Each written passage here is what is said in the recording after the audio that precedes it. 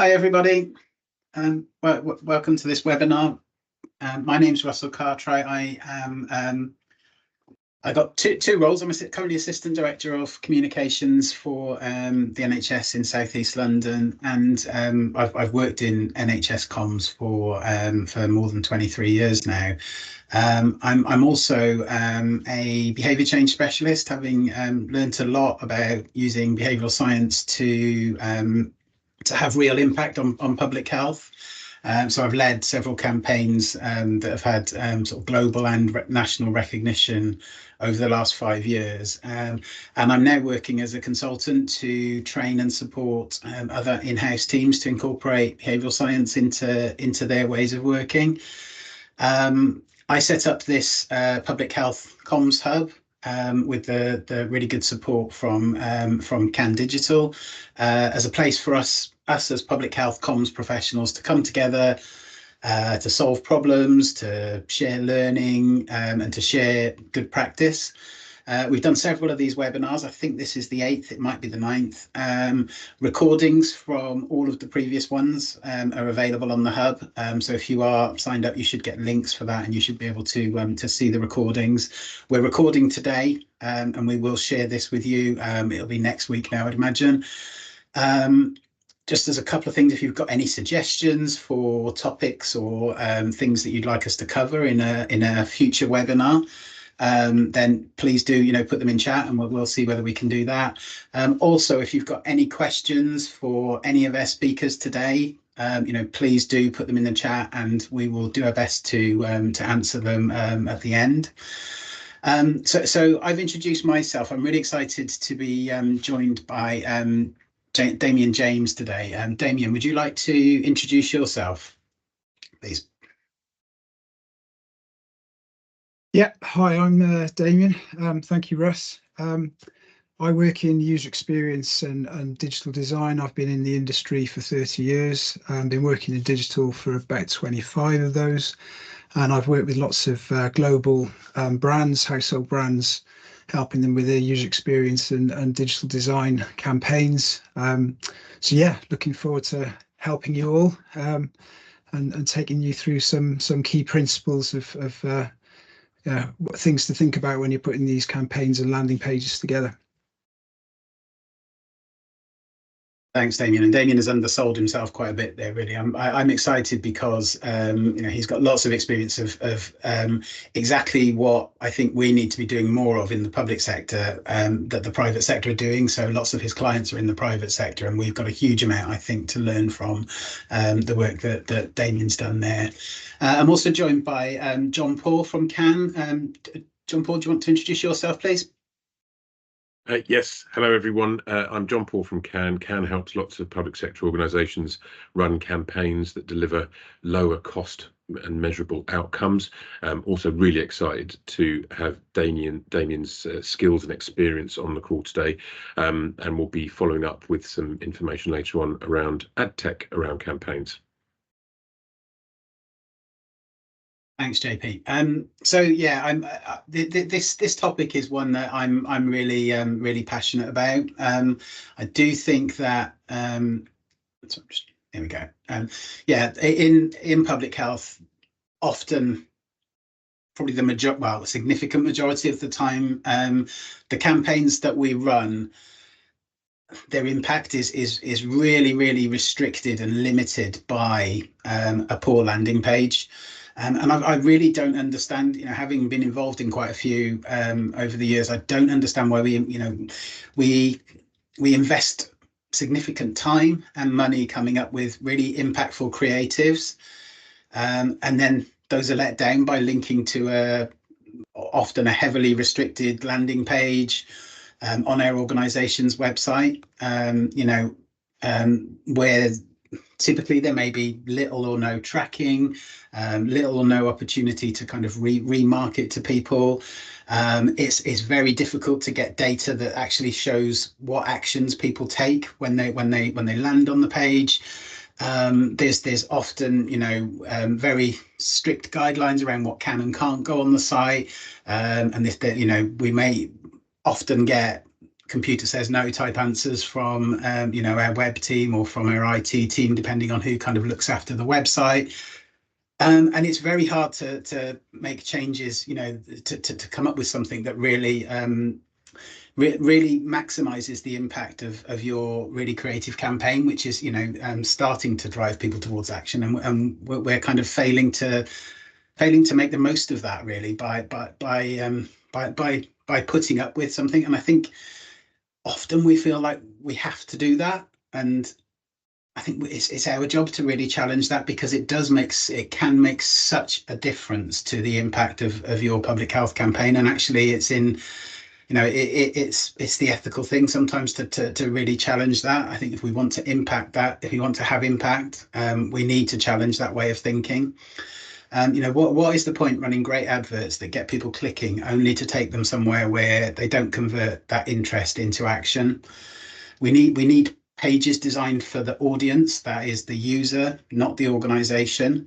And you know, without that, I think it is massively limiting the effectiveness of our campaigns, and also crucially our ability to demonstrate value.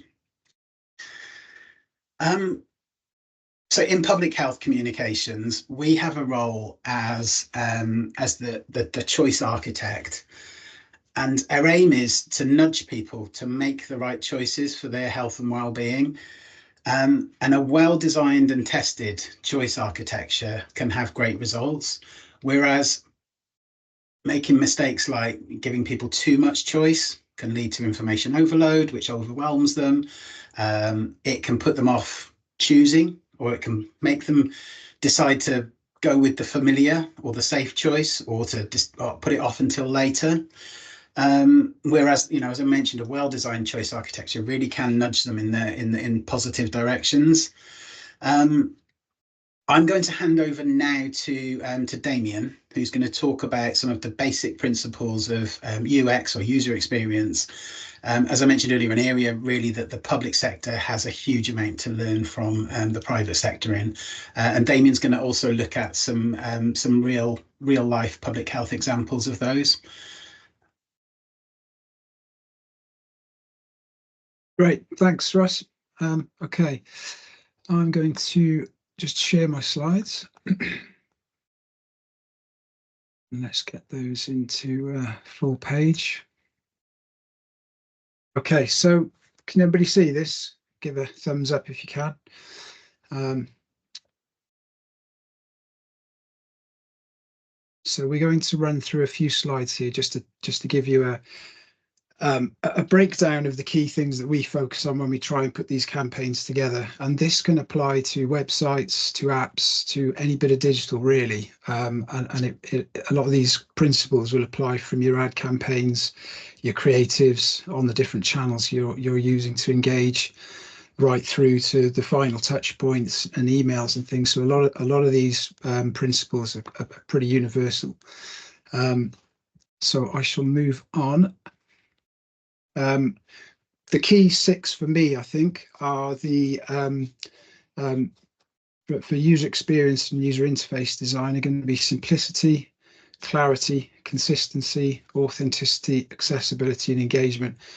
But above and beyond that, it's focusing on who your target market, we call it in the commercial world, but your target audience would be in the public sector, and the real people out there on the street in the UK, in your borough. We've got to focus on those people and how to talk to them, what language they use. So the overarching thing, as Russ mentioned, is putting your users, your audience first is absolutely essential. And then so these are some of the principles that can help make the communication more effective. So let's just move into simplicity. So yeah, if things are simple, it's easy to say, it's not so easy to do, but keeping things simple and intuitive it makes things much easier for people to digest and much easier for people to use and understand. So less is more. Clutter is always going to confuse people. It's going to overwhelm them. It's going to alienate them. It's going to create cognitive load when there's just too much clutter, too many things going on. Subconsciously, their mind is firing on all these different things and not focusing on what is the core topic, what is the core information they need to digest and understand. If you need a lot of detail, then just reveal it in layers. So start with something really simple, and then start to introduce in layers as they scroll through the page or through the landing page. Start to reveal things in chunks. If there will be people who don't have a lot of time is against you a lot of the time, especially if they're on a mobile or on the move. They just want to get the core information, but then there are those who are quite detail orientated. They worry about things that they need a bit more reassurance. You need to hold their hand a little bit more. So as you move through the page, you can start to introduce information that will help with a bit more trust. And yeah, so keeping it simple at first, but you can reveal things in layers, but simplicity is the key here for the best experience. And it takes time. It takes time to get things simple, you know, because everybody will have input. They'll put lots of information into the brief, into the page. But if you can break that down and simplify it and keeping your users in mind, then that'll be really helpful. And then the second one is clarity. Be clear. If you're clear and concise in your messaging, in your design, in your imagery, in the communications, and this applies to everything right through the whole journey that your audience will take, make sure that everything is clear. It's important to talk in their language, something that can be understood by them. So yeah, I would say probably look at the lowest common denominator in your audience, and if you can satisfy them, like my little daughter or my grandmother, I can give it to them. If they understand it, then I'm happy. That actually happens. Don't overload people. They don't want lots of detail. They don't want lots and lots of text, long lists. It needs to be, if there needs to be a list, then break it down into easy to digest chunks. And most importantly is make sure that your calls to action are clear as well. It's not enough to say click here, by the way. If you have a button that says click here, why? What's the purpose of this thing? Try to add a bit more clarity around why they need to click this button. So make your calls to action a bit more persuasive is the wrong word, but try to make them a bit more interesting and engaging. Consistency. I see a lot of this in the world of you know, the public domain, but also in the private sector. There's often a lack of consistency, and that can apply to, you know, your basically it needs to be very the design and the language needs to be consistent from the moment they land on your first ad and see the messaging, the colors, the graphics, then right through until, I'm sorry, I've got my text mixed up here, I'm afraid, so sorry about that. On this slide, let's just repeat the slide before, I think. Anyway, consistency is key. So make sure your design is consistent, the language is consistent, the messaging you're using around your calls to action are consistent. And then when they land on the landing page, there needs to be the same sort of colors, the same language, the same. So that consistency is really important. If you get a fantastic ad campaign or creative and they click and they land and it's a big white page with lots and lots of text, the color isn't there, the imagery isn't there, the language isn't the same, it's going to be a huge disconnect, and you'll find you get a huge drop off, a huge bounce rate. And to turn that around, just making the design look the same, using the same imagery, using the same language, that's going to engage them. It's going to keep them engaged throughout the whole journey. So something to think about. Apologies for the text here, but I hope you understood. Authenticity. Now, it's very easy to think, right, if we're going to use images, we'll just use lots of stock photography because we can get lots of it and it's cheap, but it's not real. Usually the imagery is highly polished, it's unnatural. You've just got to be honest with people, and being honest, using real people where you can, and even videos of real people, you know, giving a quote or you know, a little snippet of their story. It can be in, you know, text form with a photo of them, or it can be in a video format. But if you've got some real authentic stories, real quotes, it just starts to build, you know, some trust with people. If you can use some case studies, if you can use some statistics, that again, that authenticity, those real stories, starts to build a connection with your audience. They start to relate to it. They'll think, well, that's me. I can see myself in this story. I can see myself in this case study. And I'm one of those statistics. I know the problem. Now I can see that you understand my problem. What's the solution? So you've just got to guide them through that journey, and keep thinking about authenticity. So, and another thing, forgive me, my mouth is getting a bit dry. Accessibility. So this can apply to the language and the communication. If you have people in your borough that don't have English as a first language, for instance, you've got to make sure that their language is catered for. And I understand in the public sector that's a really huge piece, which is important to you and to them. So great. You've got to make sure that everything works across different devices on different networks. So if you've got a lot of people, I would imagine probably 80% plus will be using mobiles to look at a lot of this on the commute, or when they're out in the park, or when they're sitting on the sofa at home in the evening. When they've got a bit of time, they're usually, mobile's the first place they're going to go. And it's hugely important, not just for accessibility, but also because Google looks at mobiles when it checks websites to see where they should rank on search engines, and they don't look at desktop first. So that's just an indicator of how important mobile is now. You've got to make sure that your designs have enough, and your text has enough contrast so it's easy to read. Sans serif fonts work better for body copy. I see some websites, some campaigns have a lot of sans serif. Nice to read in print, but not so good on screen. And you need a minimum font size really of 16 pixels or 12 points. You've got to think about, right, how if I've got a lot of copy, I could just make it smaller. No. If you've got a lot of copy, break it up, make it accessible by breaking things into chunks. Keep copy lines short. So what I mean by that is the paragraph width, the line width. Anything over sort of 14, 15 words per line is going to be very difficult to read. And there are other little things like keeping things ranged left and not justifying everything, so it's flush on the left and flush on the right, or centered. Lots of copy centered is a really big no. Make it easy to read, align everything to the left, decent font size, keep those copy lines short, obviously on desktops and laptops. With a mobile, it's going to be a short copy line anyway. And then make sure your pages can be read by screen readers. That's super important for people who struggle visually.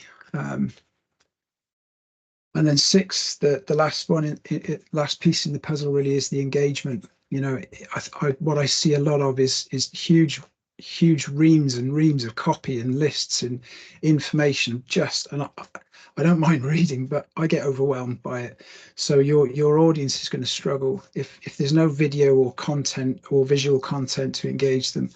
It's the kind of content that's going to support your messaging. It's going to illustrate what the solution is, what the problem is, maybe what the benefits are. It's going to create a connection with people, and just make sure that your headlines and your copy has impact. It means something. It's led by benefits and solutions and persuasive sort of emotive copy. And always break, as I said, long sections of content need to be broken down. I understand it's quite difficult to create video for everything, but sometimes just a short piece of video from someone in the office talking to camera about what this thing is and what you're trying to do is critical. It really is the most engaging content. And I would say, if you've got a long landing page, try and get your most engaging content at the top, ideally above the fold. So you have a video in the first screen, whether you're on a mobile or on a desktop. And then as people run through the page, you stagger that content. So you open with a video, you follow up with imagery and text. Obviously imagery is the second most engaging, and then text. Try and break it up with images or graphics or stats, or just change the font sizes. So let's look at a couple of examples very quickly, because I'm going to be running out of time in a couple of minutes. Here's a typical example of what I've been talking about. Lots and lots of copy, no imagery. There's no real hierarchy of information. It helped stop smoking is the main headline. It could have a little more standout. It could be bold. You know, it's just thinking about layering and the hierarchy of content and copy sizes. The London Stop Smoking Service. Okay, so is there a logo? Is there an image you could use there or something? The font sizes are very similar. So again, that hierarchy, you've got to think of, right, big headline, attention grabbing, impactful headlines with some emotive copy that's gonna land in their minds and make them think, yes, this is me. Help to Stop Smoking is just a little bit flat. Yes, we want to help people to stop smoking, but what else could we say there? I'm not a copywriter, I'm afraid, so I can't think of anything off the top of my head. But yeah, and the other thing is there's no call to action here. If you want them to take action, you need to have that call to action above the fold. And by above the fold, by the way, I mean the bottom of the screen. Traditionally, newspapers were always folded in half, so anything below the fold was hidden. So you'd see the newspaper in a stack at the newsagent, and everything that you can see on the page is above the fold. So the digital space has stolen that phrase. Anything above the fold is what's in the first screen. And you need to get an image or a video across. You need to get some hard-hitting stats or a really emotive headline and a persuasive subheadline, and a call to action needs to be there. Again, we're hit with a search bar. Okay. And then there's a breadcrumb, and the menu button is sitting below. I mean, just the design of this is all wrong, I think, but that's another story. If we move that little navigation menu icon up to the top right, it's easier for most people who are right-handed, easier for them to tap. The breadcrumb helps signpost where you are in the site. So if you've just landed here, you can see where you are in relation to other things. That's good. The search, I would say, is probably not the most important thing, but a search needs to be above, but it could be collapsed into an icon here. But I'm getting into user interface design here. That's not the point of this really, is it? So I'm hit with a list of things I can click on to go and find out more before I start to look at the content and this mental health. It's very functional, but it doesn't really light me up. So yeah, and then we've got copy, bullet list, nice. Breaking things down into a bit of breaking things down with a bullet list is good, but it's very copy heavy.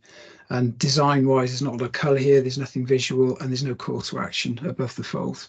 So some things to think about. Here are a couple of good examples that I've just quickly grabbed. That, you know, as again I said, navigation is out of the way, top right. There's a login up there as well, but that's by the by. We've got a video. Brilliant. Says how long it is. Fantastic. I know how long I'm going to be watching this for before I even click anything. Really helpful. You could, if you've got PDFs to download, for example, you could say how big the PDF is or how long the PDF is going to take to read. Those little things really help people sort of, okay, I know what I'm getting. It's not going to be a surprise when I open up a PDF and it's 60 pages long. So that helps people. Anyway, but back to the design, we've got a nice, clear, engaging, compelling headline. We've got some persuasive subheading and then a call to action, and the rest is, yeah, content. I'm sorry I can't scroll through these in PowerPoint, but we should probably go through a whole page at some point. But I'm just showing you what is the most key thing really is when you land on these. Just to have a compelling headline, good persuasive subheading, a nice hero image or a video, engaging video, and then the information can begin to roll in. So yeah, yeah, hopefully that was helpful. I'll take some questions at the end of the session. Thanks, Damien. I'm going to put my slides back on. So here we go. I mentioned earlier about some of the value and some of the some of our campaigns being held back by some of the restrictions and things like that on our corporate NHS or council websites. And I just want to kind of illustrate that with a real example of some of the value of kind of going outside of that. So a few years ago, during lockdown, I was leading a mental health and wellbeing campaign in Southeast London, and we use behavioural science methods to come up with the messaging and the campaign iteration. We used engaging visuals with people emerging from the darkness. This was quite early in the very first lockdown, and you know, the messaging resonated because of the methods that we came to.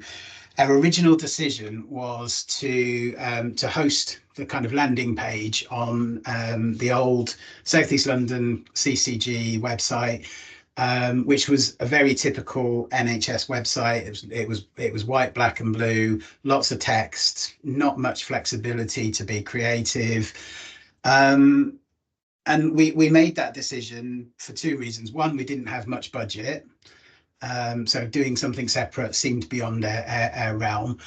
And also we thought that was what we should do. We thought, well, that was what we had to do. Now, we tested our creatives as part of the kind of developing the campaign and maximizing our impact.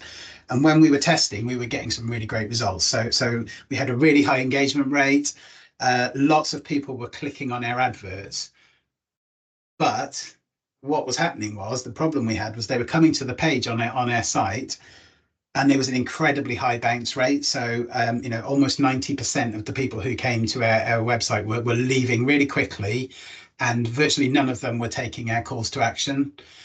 I mean, this does illustrate the value of testing and experiments, which I'm going to come to in a moment.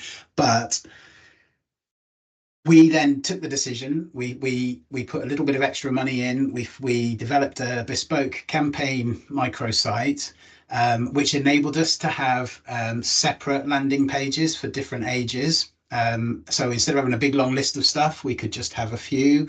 It meant that, you know, Damien was talking about authenticity. Well, it meant that it was a much more logical progression from this quite engaging advert to, you know, something that looks familiar. You know, whereas it was a big leap from this advert to a very corporate NHS landing page that we had previously. So it felt like less of a journey and much more of a familiar place to take people. And that, I think, was particularly true for this topic because, you know, we were in lockdown. We were trying to encourage people to take some action, to think about their mental health or their mental well-being. And a lot of the time, a lot of those people maybe were doing that for the first time ever. You know, we were actually, you know, trying to really prompt people to take action, and then to all of a sudden land at some very corporate NHS landing page was putting people off, clearly. So, you know, I mentioned it enables us to have different landing pages for different age segments. We had a very simple choice architecture, like I was talking about earlier, that visual familiarity with the ad, and also crucially, it enabled us to measure and track everything, so we could really see what people were doing once they came to our site. And the results spoke for themselves. You know, out of almost 26,000 clicks on our adverts, 54% of those people took one of our calls to action, which was to take some action for their mental well-being. So yeah, I just wanted to share that example to show that what I'm talking about can actually really have stark differences in terms of your results. Okay. So I mentioned earlier my interest in behavioural science and how that's developed. As it has developed, and particularly my interest in testing and experiments, I came across this book, which an excellent book produced by two American academics, Michael Luker and Max Bazerman. I'd highly recommend it if anyone you know, wants to read a bit more and find a bit more of this. Some of the things that it covers some of the early work of the UK government behavioural insights team in the late kind of noughties.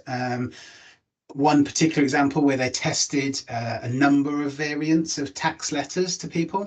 and just made small tweaks to the language to continually improve performance in a scientific way. And some of their findings were that personalized letters worked better. People paid their outstanding tax with a personalized letter to them. Shorter letters, again, going back to Damien's point around short text on your website. Well, in a letter, a shorter letter worked better than a longer letter. They used the language that they use. So they tested several different ways of framing their messaging, and using what they call minority framing worked the best. So saying something like 9 out of 10 people pay their tax on time, you're in the minority, really drove people to more people to pay their tax. Then they found another little adjustment by localizing that. 9 out of 10 people in your town pay their tax on time. Had an increased adherence even higher. So it's just really interesting how these things can really drive action. It also talks about how big tech companies like Amazon, Google do tens of thousands of experiments and tests each year. There's a really interesting example in there how eBay were able to prove that they were wasting $50 million a year by paying for Google search adverts, which were basically getting them traffic from people who wanted to use eBay anyway and were looking for eBay. So they stopped paying it, and it didn't affect their results at all. And they were able to prove that. So again, really interesting. How news sites, websites, test variants, different headlines, 2 or 3 different headlines with an article when it's first published, and then go with the best one to optimize their performance. So really interesting book. I think it shows how. Sorry, I'm just going to move to the next slide. This slide shows some of the ways that organizations can use experiments to make better decisions for them, better decisions leading to better outcomes. I'm not going to go through them all. I'm going to leave them on the screen for a moment. But what I would say is, although we don't have the big budgets like the big tech companies, there is a lot we can learn from this, and there's a lot we can learn from and use in the public sector. I used to dread being in meetings and being put on the spot and asked, what's the best comms solution for this? What's going to really drive people to action? And I almost used to panic when people used to ask me that question. And now my answer now is, I'm not sure, but let's experiment and we can find it out. If we try some different things, we can really find out what does work. And I no longer have to have all the answers. I can find you the answers, but I don't have the answers there and then in the meeting. But give me a bit of time and a bit of budget or a bit of flexibility to test, and we can find the answers. Damien, would you like to come in? Have you got anything to say about how testing and experiments could be used on public health landing pages? Yeah, absolutely. So a couple of ways you could do it. I mean, even with your ad creative, actually, you could create a split testing. We call it A/B testing. You might know it as just using different copy lines, just using different images. You test one or the other for a short period. Say the campaign's going to run for 8 weeks. In the first week, you do half the week, a few days, a couple of days with copy A, image A, and the next week you do copy B, image B. You run with the one that has the best copy and the best image. It's simple as that. You could have ABC testing. You could have 3 different options. You could try mixing the images and the copy until you find the best solution. Companies, as Russ was saying, the big companies who they can test this easily. It's not difficult to do for basic campaigns and simple campaigns. And when you've got limited budget, it's very easy to spin out a different creative. And for the landing pages, again, you can work out, say, week 1 or the first 3 days, you use a particular headline, see what the engagement is. Then you go back and check, right, what numbers have we got coming through? We got a similar amount of people looking at this in the second week. We changed the headline to option B. Option B, the bounce rate dropped and we had a fantastic engagement. So I think it's a case of testing your copy, testing your imagery, testing colors and designs. If you want to go to the nth degree, you may have 2, 3 options and then just go with the one that's the strongest. Yeah, That would be my penny's worth. Thanks, Damien. I'm going to ask John Paul to come in now. John Paul's going to talk a bit about AdTech, and I wonder if while you're talking, John Paul, have you seen Ilario's question in the chat about the pixel? I have and you want indeed. to address that at the same time? I will. Well, I've got a little bit on that, Ilario, which will hopefully give you some hope around that specific subject, and we'll come back to it in the end if that's okay. But I'm going to be talking about ad tech and particularly measurement tech. It's not just that the quality of the landing page is a challenge to campaign performance. It's also that in the public sector, as Ilario alluded to, that you're not allowed to use measurement tech in certain situations, in certain scenarios. And this is a huge fundamental problem for us demonstrating the impact that we have. I've thought that this quote was kind of pertinent, or it sprung to mind. The idea that we're doing all this great work at one end, but we can't actually hear the sound of the trees falling, or as I've slightly updated this, when your target audience completes an action and it's not measured, are you going to get the credit for that? And that's really, really important, because otherwise, why are they going to invest in you again? Why are they going to give you more budget to keep nudging these kinds of behavior in the future? And so I do think that landing pages are a sort of elephant in the room. We don't feel comfortable with them. They haven't got the tech on that we need. So what do we do about it? Well, Russell asked me to start looking at this, and I think there is improving campaign user experience, but there's also at the same time, almost as important, improving campaign evaluation. This is what we're really aiming for, which is to show a correlation between campaign interactions or communications activity and outcomes. And it's scary, the number of campaigns that don't, that even at the final evaluation stage don't have this. So it's a huge block in our way. I put together this. These are things that we ask for a lot, and Damien was alluding to, having a clear call to action on mobile. So when you load this page on a mobile device, you can see that they're asking you to do something, and that's clear in the viewport. That there is consent management, so that you can then place remarketing pixels and conversion pixels, and that there is some sort of measurable action or outcome completable on that landing page, right? So why are those important? Well, 90% of your traffic will come through from a campaign on mobile. So if it doesn't work there, it doesn't work anywhere. And also in terms of ratings, as Dane was alluding to, it's mobile first. So make sure that user experience makes sense. In order to then install the measurement and remarketing tech, you need to have consent management in order to comply with PCR. It's allowed, but you've got to be careful about collecting protected characteristics. That's alluding to Ilario's point again, which I will go to in more detail in a moment. You then need to have remarketing pixels. So when someone clicks, lands, and then leaves, having consented, you can then bring them back. So it helps you reduce the overall bounce rate for the campaign. When someone is mildly interested in something, clicks and has a look, that's not a campaign failure, but it's also not a campaign outcome completed. So being able to bring them back later, it's absolutely essential to reducing cost per outcome. You also need something else called a conversion pixel. Now, sometimes these are the same piece of code, but you need to have on the kind of thank you for completing X page, another action to fire to tell the platforms to optimize. If you don't have this in place, you're not really getting the benefit of programmatic advertising, which is depressing. And you also then need to be able to feed live data back from those measurable outcomes into your reporting so that you can see what's going on. So there are really strong reasons for asking these questions.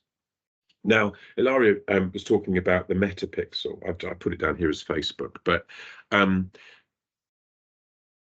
the reason for that story was that there might be data being collected around protected characteristics, like, for example, if you're doing a campaign around HIV. potentially that ad platform could then take that data and use it by selling it to other organizations. And that constitutes a kind of breach of privacy. Now, we reached out to all the buying platforms that we use, and the only one that said they didn't segment the data for only our advertising campaigns was Meta and Facebook. So that's where that story's come from. The solution is to move away from Meta. There's lots of reasons to move away from Meta, but that is a hardcore technical one. Google do segment your data and keep it for you only, as do Snapchat, as do TikTok, as does Quantcast. So you can achieve remarketing and conversion on all of these other platforms. Also, if you're not collecting or dealing with sensitive data, you can use the Metapixel. So it's just worth understanding that and being able to take people through it. Just to give you, to really zoom in on what I'm talking about here, there's kind of three main phases. There is the ad being served to someone, there's them coming to a landing page, and then there's them completing an action.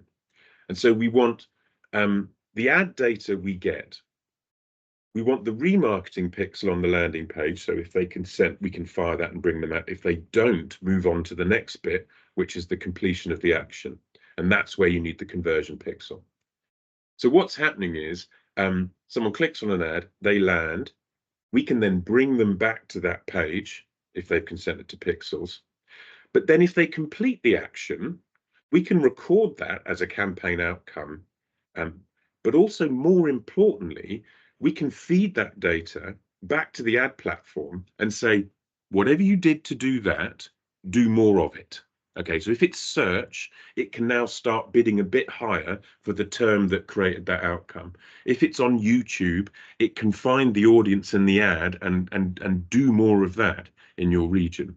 So it's really critical infrastructure, and it sort of creates a sort of sinking feeling that it happens so infrequently in campaigns for all sorts of understandable reasons.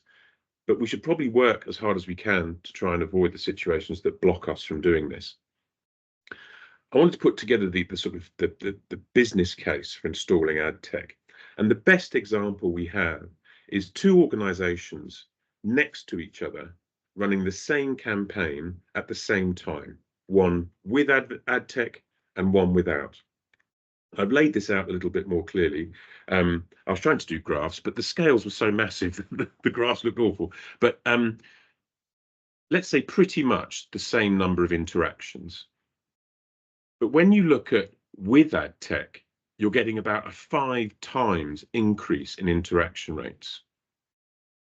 You're also getting close to a 5 times decrease in cost in terms of the total budget. And you're also looking at a 5 times decrease in cost per interaction, unsurprisingly. Now, a 5 times increase in performance is worth making a bit of a stink about in terms of, we can't do without this. Or if you don't install this tech, it's going to cost us 5 times as much to achieve the same outcome. So this is one of the reasons I bark on about this stuff and say, not only do you need to design a beautiful user experience, a consistent user experience, a simple user experience that doesn't generate lots of cognitive load, you need to also install the technology that helps us reduce cost per outcome. So I wanted to give you some tips for how to deal with internal stakeholders that might be trying to block you. Okay, so show them that tech checklist, okay, and ask them, are you able to complete this in time for the campaign launch? Another way of asking, are you in market to support us? Are you capable of supporting us in this campaign? If not, we're going to pursue off-site user experience.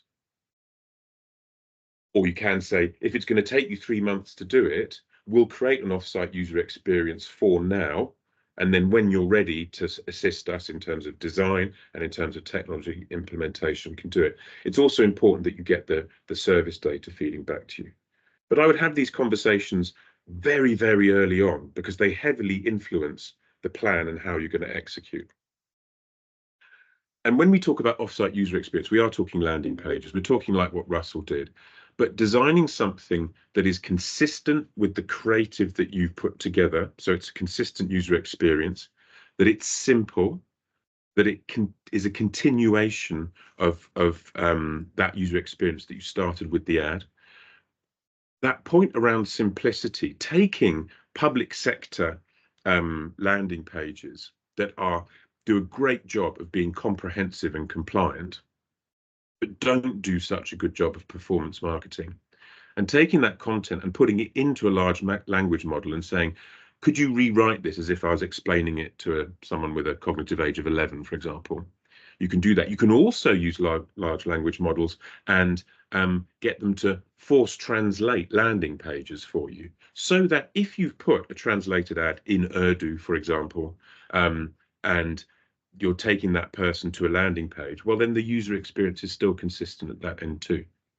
So it's really important to get this right. And if you're thinking about a 5 times decrease in cost per outcome, you can see how allocating some of your campaign budget to making sure this bit's right makes a lot of sense. So we're not just preaching in a webinar, but we're offering access to Damien's expertise and our ability to spin up really simple user experiences in a way that is designed to be tailored to some of the challenges you're facing, be it vaccination, be it healthy lifestyles, be it smoking cessation, and so on. And we've spoken to the team. We can do this in a range of, we think, from about £500 to, for a very complex site, £4,000. So obviously consider what you have in terms of your total budget when allocating to this. That then works on mobile, that features local video of voices, either medical professionals or people who've been through that system, that have all of your consent and measurement tech pre-installed, the calls to actions feeding through to your campaign reporting. And this sort of offering is there. But we're going a little bit further today and saying, you know, if you in this group are planning or running a public health campaign at the moment, and you're a little bit concerned about the user experience or your ability to measure and get outcomes data, or your ability, you know, to optimize the campaign and test different things in real time, Can and Damien are offering 3 of you landing page analysis of your existing landing page, plus recommendations on what to do next for free.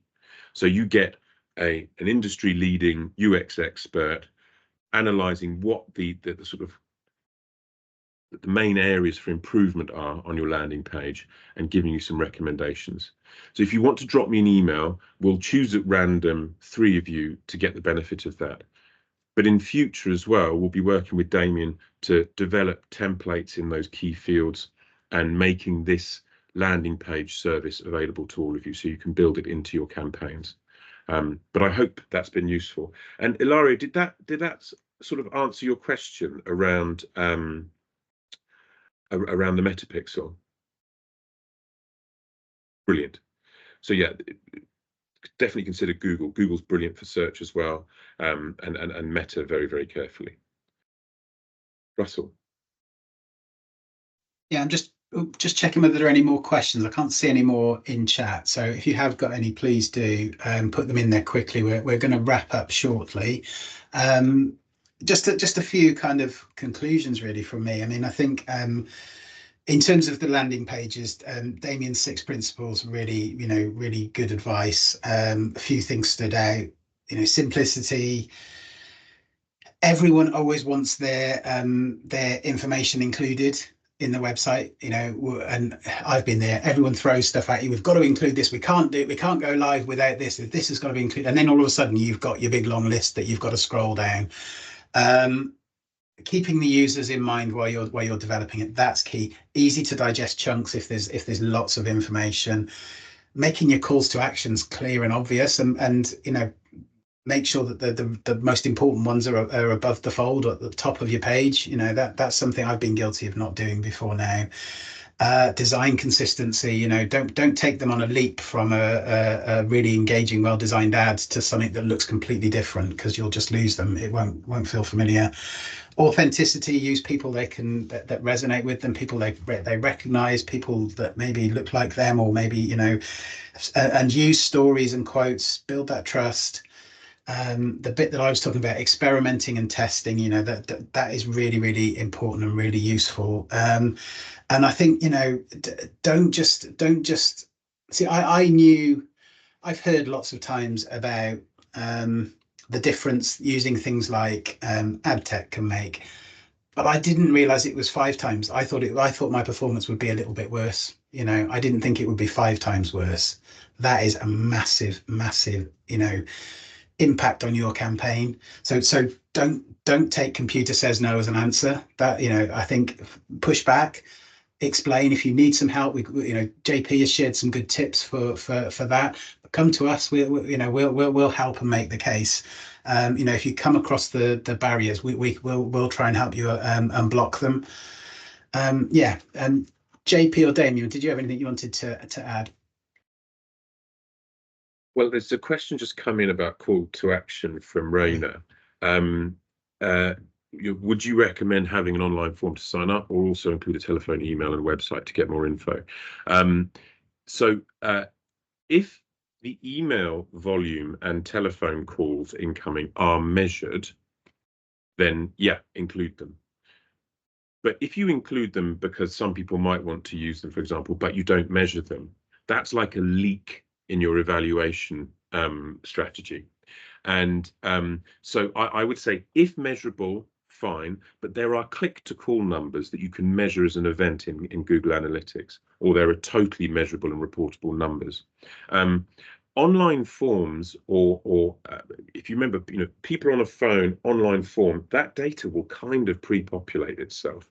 And our experience in recruitment and other areas is that it's really easy for people to go boop and send something, rather than necessarily getting over the hurdle to actually call and speak to someone. So my advice is, default, keep it one call to action, and yes, use a form.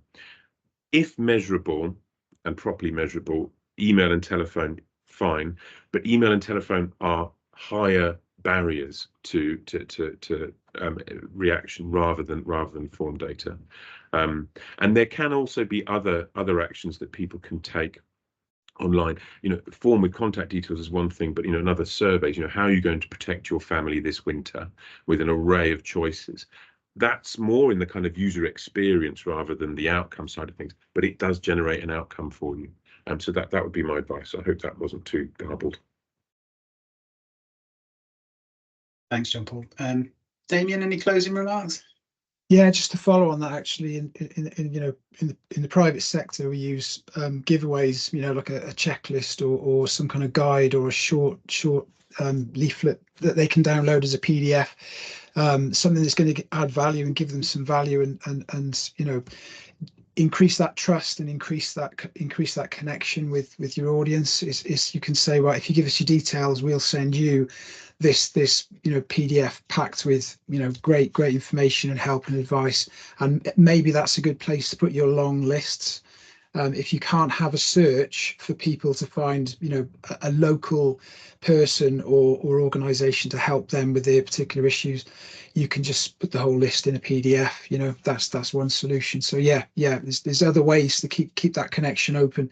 Once you get that email, you can then keep up the communication and keep your campaign front of mind, and hopefully then they'll engage. But sometimes, you know, with most private campaigns, and again, most campaigns with anything, I think, in the public sector or private, is to have, they used to say 7 steps or 7 touch points before somebody engages with you, because they've got to get to know you, they've got to get to like you, then they trust. So it's know, like, trust, and that can take time. It can take weeks and months, but if it nowadays it's 11 or 12 points of, you know, but to build that know, like, and trust. So yeah, you've got to keep encouraging them and tapping them on the shoulder, reminding them that you're there, not in their faces, not off-putting, but just, yeah, to build that relationship and that connection. That's key.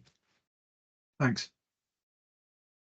And I think that the whole thing about using AdTech for remarketing, I think we've got to remember that we work in public health, and people might question ethics and things like that. I mean, you could argue that it is completely ethical, because actually it's in their interest. All we're trying to do is encourage people to take the right decisions for their health and well-being. We're not trying to flog them anything. We're not trying to, do anything, dodgy. We're being completely ethical in terms of people's health and well-being. So, I think so yeah, push those boundaries. I think we should wrap up now. I'd like to say a big thank you to Damien for your contribution. It was really interesting and really useful. And thank John Paul and Can for their support for this campaign. We will share the video of this and some of the content, and we will share details of the next of these webinars.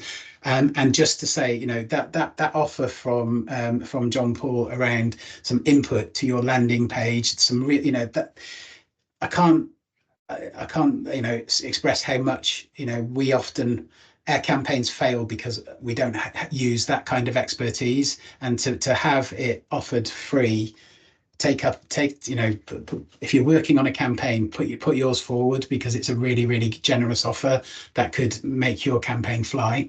So thank you, everyone, and see you next time.